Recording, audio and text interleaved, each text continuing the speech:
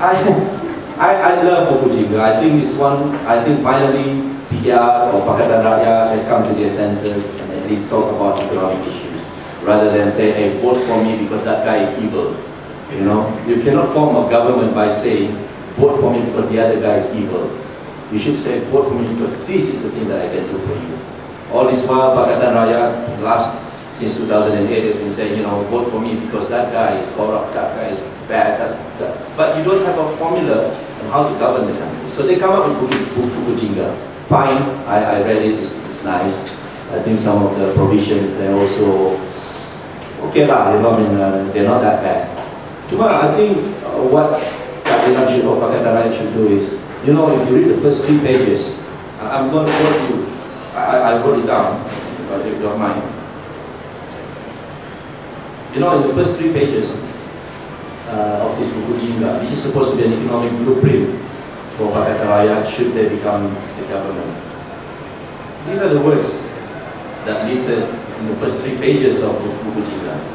Selamatkan Malaysia, UMNO menodai hak rakyat, rasuah, salah guna kuasa, polot, tidak peduli, mengekang, tidak menjiwai rakyat, krisis parah, daya saing terhakis, perkauman, bencana, pudar.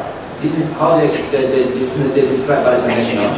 Pudar, ketinggalan, meraba-raba, bongkak, pentingkan sendiri, mundur, merudum, penderitaan, ketirisan, polot, songsang, hambar, menunggang, lemah, kemelut, malap, gelap, ketakutan, kabur. And that's just the first 3 pages of Buku Jingga. Now, you look at, you compare that to the new economic model by the Prime Minister. Not a word in that document that belittled the opposition. It is about inclusiveness, it is about... So, you know, this Buku Jingga is only meant for Pakatan Rakyat supporters. It is not meant for the whole Malaysia or the supporters of Barisan Nasional, because how can you go and support a Buku Jingga, a supposedly economic blueprint for the Pakatan Rakyat, when in the first 3 pages of the Buku Jingga, you already screw everybody up. So, let's start rhetoric, please. If you want to talk about, you know, giving alternative economic policies to the people of Malaysia, do it professionally. I mean, we are beyond that already, you know, the first 3 pages, you know, and that's signed by Hadi Awang and Nikki Siang and surprisingly, there's no provision for Prime Minister of Sabah, Deputy Prime Minister of Sabah in that, you know. So I don't know what happened to that promise in that Buku Jingga.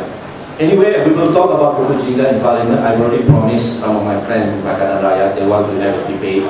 I say sometimes debate it turned out to be a one-upmanship, you know, and it's not productive sometimes, you know. Anwar challenge Datuk Najib, Datuk Khairi challenge Anwar, lepas tu ada orang challenge Aziz, banyak challenge kan. So I kata, okay, look, Buku Jingga is a very important document despite all these adjectives that they have for us, fine. But it's a very important document that is detailing out economic blueprint by Pakatan Rakyat. And as such, it should be governed, it should be accorded the due respect. That means it has to be debated in Parliament.